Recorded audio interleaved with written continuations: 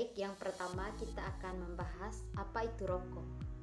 Jadi, rokok itu adalah produk tembakau yang diolah dan dibungkus dalam kertas atau bahan lainnya untuk dihisap.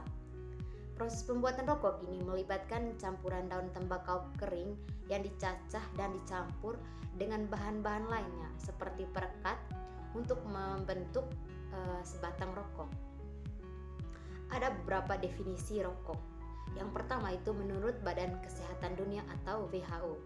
Jadi menurut WHO ini, rokok ini adalah produk tembakau yang dihisap yang terdiri dari tembakau yang dicampur dan dibungkus dalam kertas atau bahan lainnya. Dan rokok ini mengandung zat-zat yang berbahaya seperti zat nikotin. Jadi zat nikotin ini dapat menimbulkan ketergantungan kita serta berbagai zat kimia lain yang berpotensi untuk merugikan kesehatan. Yang kedua itu adalah menurut Profesor Michael Fiore, dia tuh spesialis penghentian merokok. Jadi menurut dia ini, rokok ini adalah sebatang gulungan tembakau kering yang dihisap melalui mulut. Dia juga menekankan bahwa rokok itu mengandung zat adiktif yang dapat menyebabkan ketergantungan dan memiliki dampak serius bagi kesehatan perokok. Yang ketiga, menurut Profesor Simon Kamen, dia itu ahli kesehatan masyarakat. Jadi, Kamen memandang rokok itu sebagai produk tembakau yang ketika dihisap itu akan menghasilkan asap dari sejumlah zat kimia yang berbahaya yang dapat menyebabkan berbagai penyakit kronis. Jadi penyakit kronis itu penyakit dalam jangka waktu panjang, seperti contohnya itu kanker paru. Yang keempat itu menurut ahli farmakologi. Dalam perspektif farmakologi, rokok didefinisikan sebagai perangkat penyampur tembakau yang mengandung nikotin. Senyawa ini akan mempengaruhi saraf pusat kita. Jadi mereka juga menekankan bahwa nikotin dalam rokok ini mempengaruhi otak dengan memicu pelepasan dopamin yang dapat menyebabkan sensasi kenikmatan dan ketergantungan. Jadi, dopamin ini adalah senyawa kimia yang berperan sebagai hormon dan neurotransmitter di dalam otak dan juga dalam tubuh kita. Yang terakhir itu menurut ahli psikologi. Dalam bidang psikologi, rokok dapat dipandang sebagai perilaku terkondisi yang berkembang dari sejumlah faktor seperti pengaruh lingkungan, tekanan sosial, dan kebiasaan individu.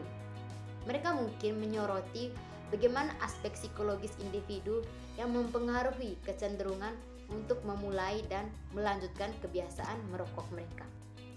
Jadi teman-teman, di Indonesia itu jumlah kematian akibat penyakit yang disebabkan dari kebiasaan merokok itu mencapai 3.000 per tahun. Jadi hampir 60% kematian di Indonesia itu disebabkan oleh penyakit tidak menular yang disebabkan oleh rokok seperti stroke, hipertensi, dan penyakit jantung yang kini jumlahnya itu semakin meningkat. Hal ini itu merupakan ancaman bagi pertumbuhan ekonomi di Indonesia karena penyakit tidak menular yang semulanya itu terjadi pada usia lanjut, kini mereka menyerang pada usia yang lebih muda. Prevalensi perokok di Indonesia dengan usia di atas 15 tahun itu terus meningkat. Perokok dengan usia yang 5 tahun berdasarkan Riskesdas pada tahun 2010 terjadi di beberapa provinsi yang tersebar di antaranya di Jawa Timur, di Jawa Tengah, di Jawa Barat, di Yogyakarta, dan juga di Sumatera Selatan. Berdasarkan laporan Badan Kesehatan Dunia atau WHO pada tahun 1999, sekitar 250 juta anak-anak di dunia itu akan meninggal apabila konsumsi tembakau itu tidak dihentikan secepatnya. Kebiasaan merokok bagi para pelajar bermula karena mereka kurangnya informasi dan kesalahpahaman informasi, termasuk iklan atau terbujuk rayuan teman.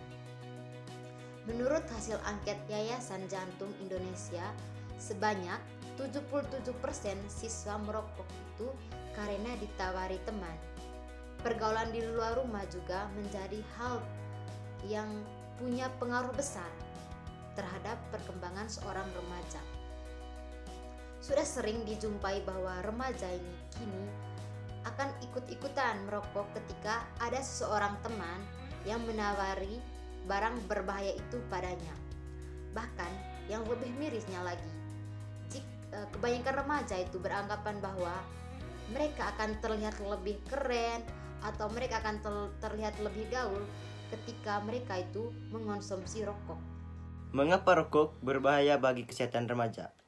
Kebiasaan merokok telah menjadi perhatian kesehatan masyarakat karena dampak negatifnya bagi perokok dan orang di sekitarnya atau perokok pasif.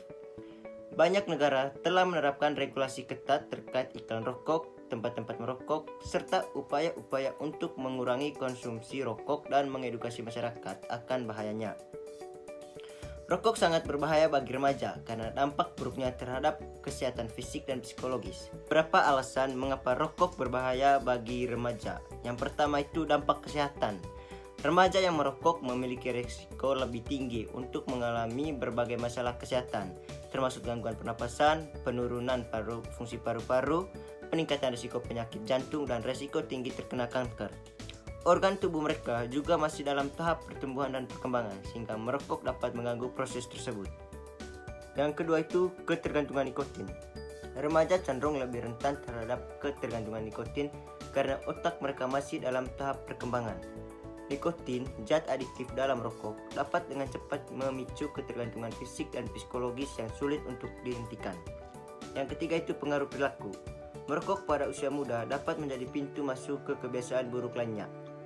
Remaja yang merokok memiliki kemungkinan lebih tinggi untuk terlibat dalam berperilaku berisiko lainnya seperti konsumsi alkohol, penyalahgunaan obat-obat terlarang, dan perilaku bahaya lainnya. Yang keempat itu dampak sosial.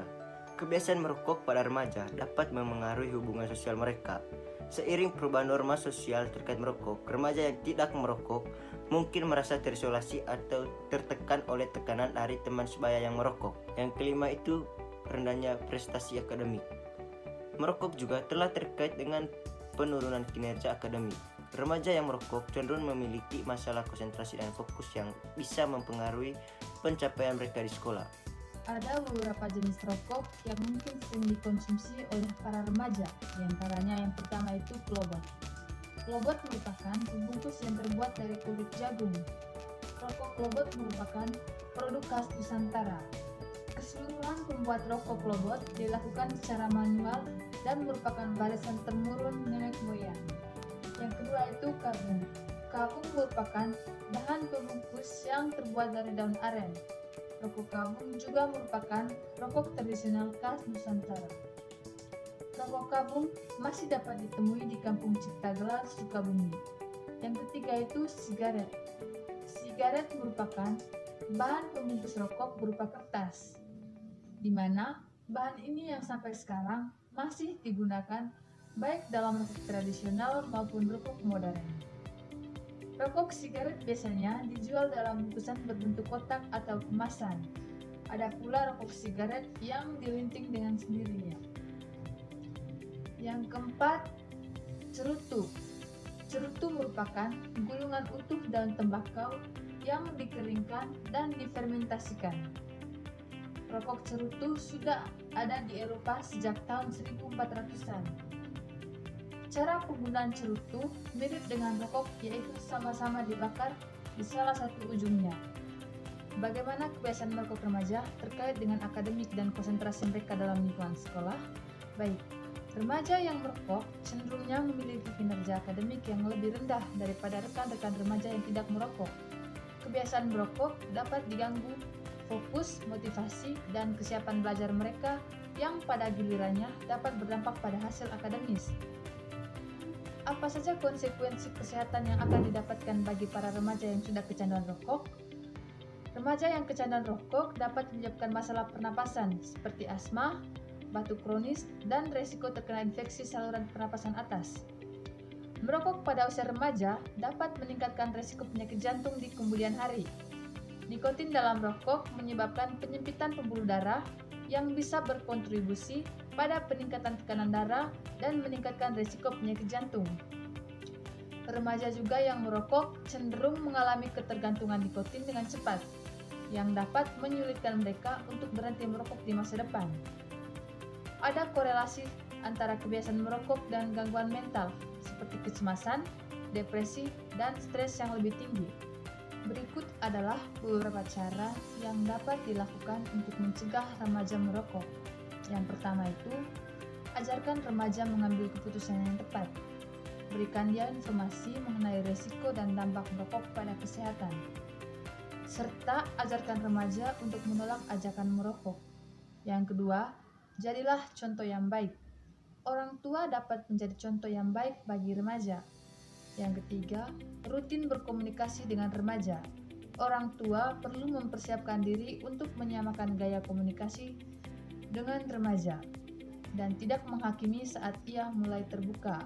Yang keempat, kenalkan aktivitas positif, di mana kenalkan remaja pada aktivitas positif seperti olahraga, membaca, dan lainnya yang menyehatkan.